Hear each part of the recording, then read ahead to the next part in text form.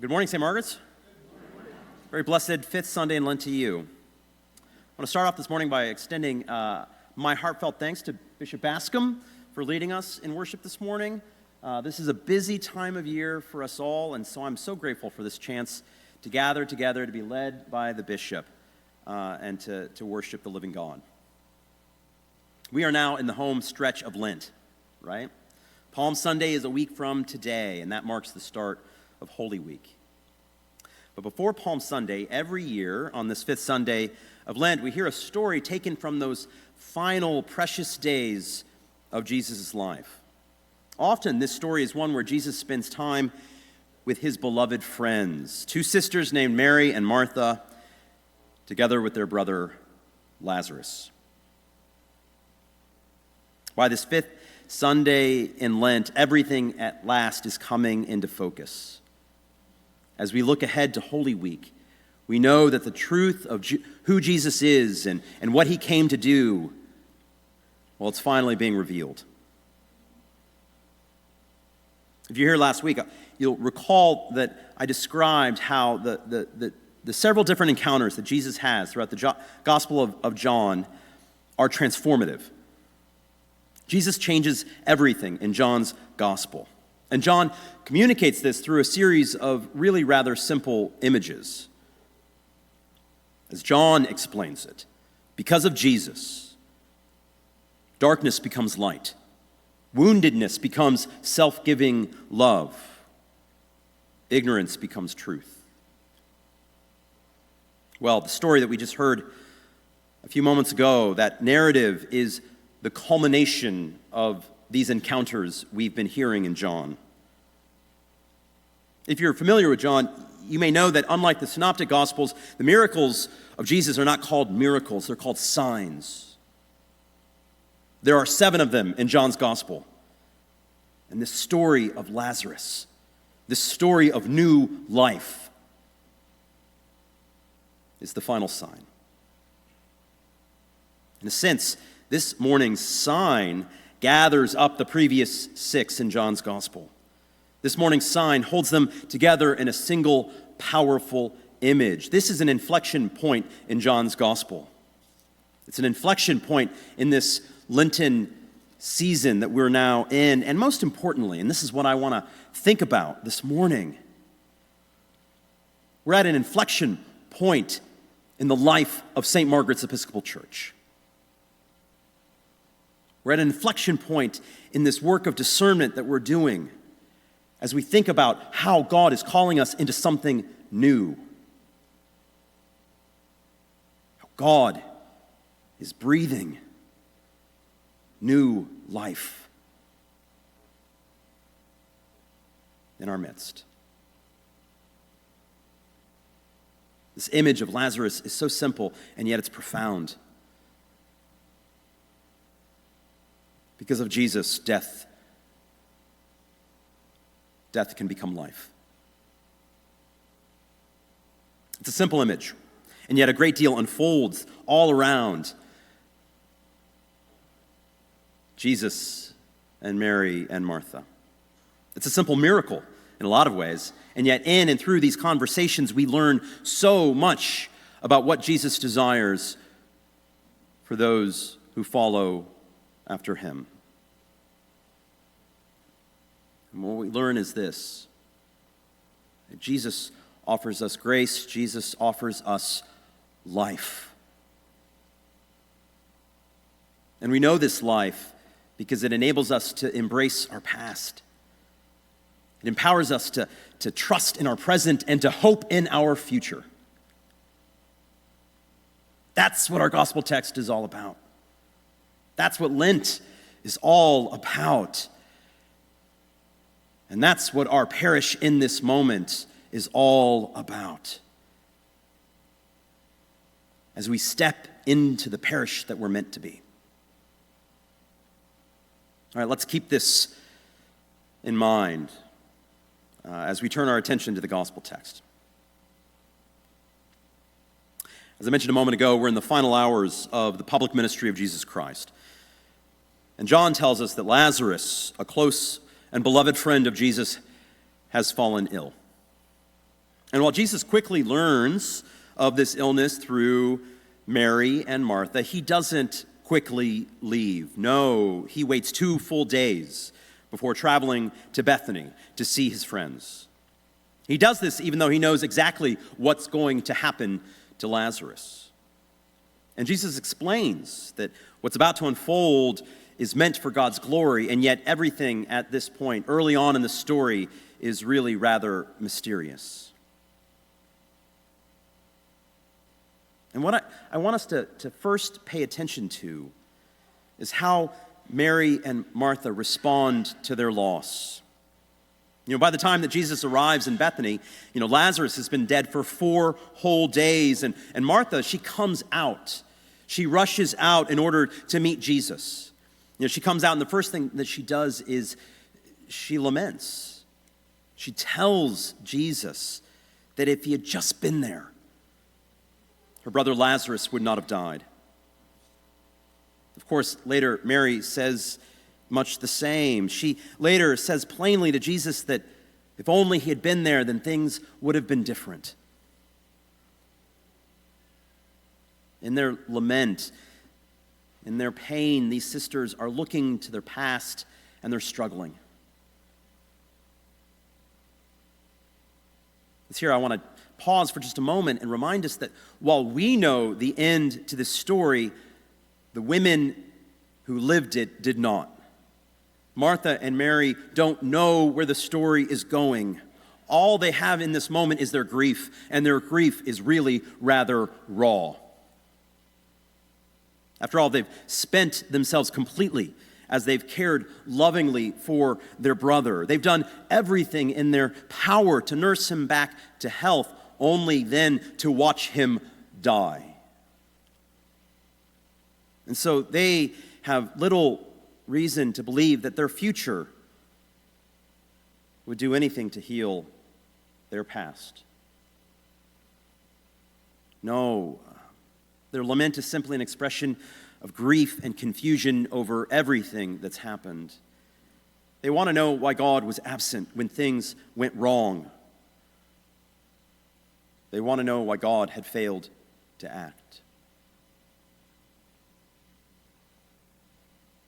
If we're being honest with ourselves, much the same can be said about us. We all know as individuals, and yes, as a parish community, what it's like to wish in our hearts that maybe things had been different.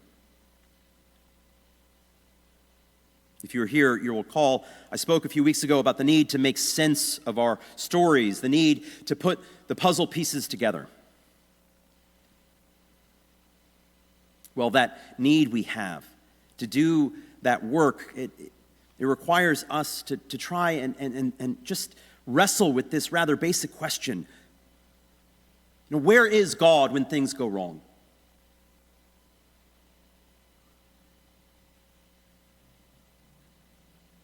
The answer, or maybe the beginning of an answer, and a lot of comfort for me personally, can be found in that response from Jesus to the grief over Lazarus' death.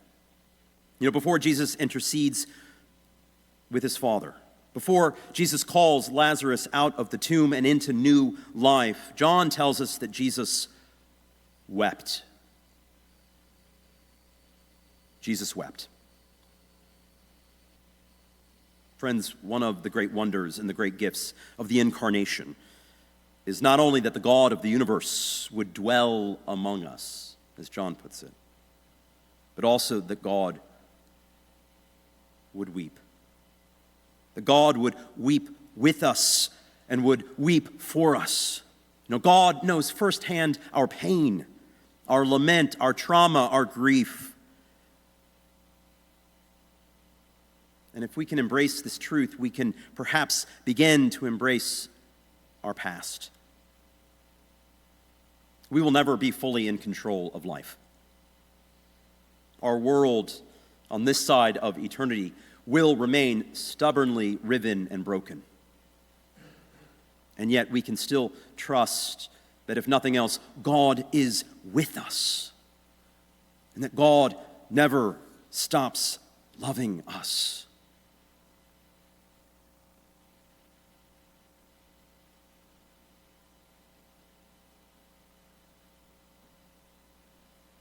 The answer, I think, continues.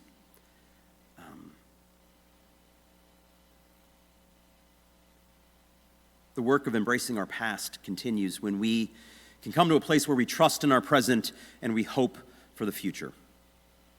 Trust in our present and hope for the future. To see what I mean by this, I want to rewind things just a little bit. And I want to turn our attention to that initial conversation between Martha and Jesus. I mean, that's the heart of what happens in a lot of ways, even before Lazarus emerges. After Martha complains to Jesus, he responds by affirming the reality that Lazarus would rise again. Martha, though, she is confused. She thinks this means some promise of a far-off reward, something way in the distance. But that's not what Jesus is telling Martha. No, Jesus, he actually then makes it plainer to get his point across. Jesus tells her, I am the resurrection and the life. Those who believe in me, even though they die, will live, and everyone who lives and believes in me will never die.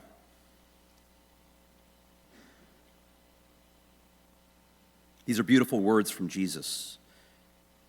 And what they mean is this: friends, life, real life, is not something we wait for in some undefined future. Life, real life, is not an erasure of our past struggles. It's not a denial of the pain that perhaps we've endured.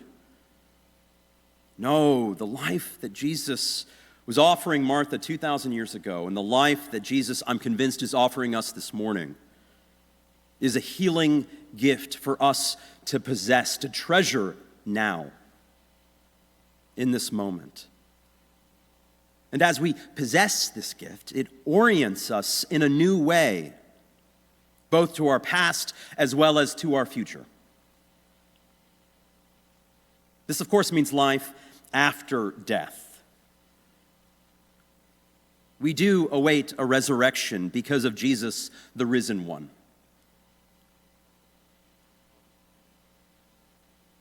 But more than just life after death, I'm talking about life before death.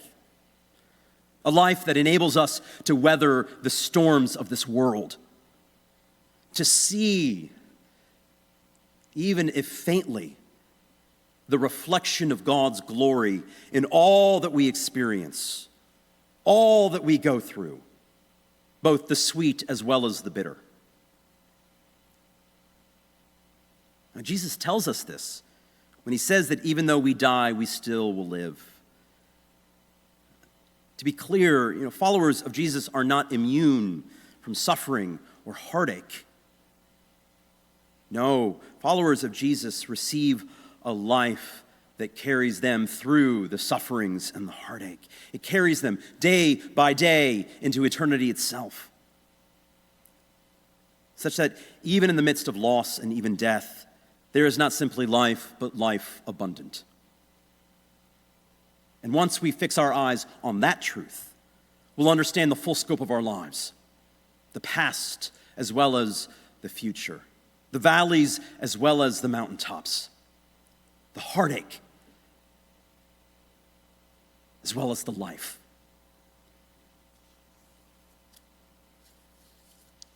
So what does this mean? What does this mean practically for us this morning? It's hard to believe that we're actually beginning to wrap up our Next Dream campaign. A week from today is our Commitment Sunday. But now in this moment, as we're doing this work, as we're discerning, as we're praying, as we're thinking about our past, and as we're dreaming for our future, I hope in the end that we would see ourselves, past, present, and future, all that we are, all that we have, all that we've done, all that we'll experience, in the light of Christ's redeeming, restoring, and transforming love. Unlike what our culture tells us, our hope for resurrection and for life, it's not found in a political agenda. It's not found in scientific achievement or material gain. No, our life is found in a person, Jesus of Nazareth, who tells us, I am the resurrection and the life.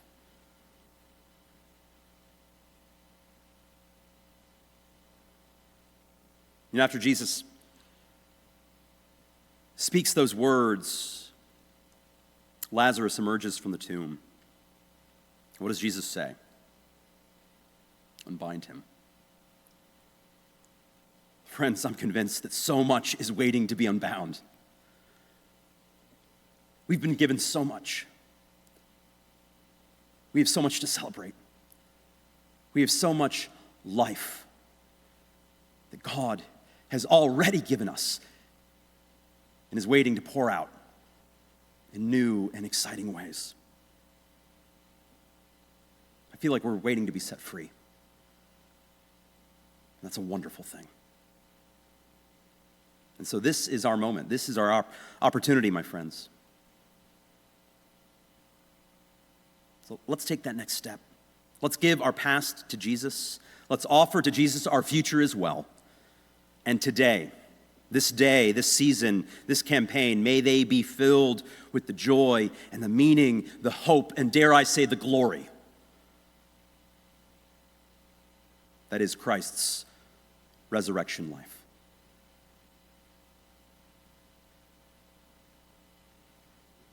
Amen.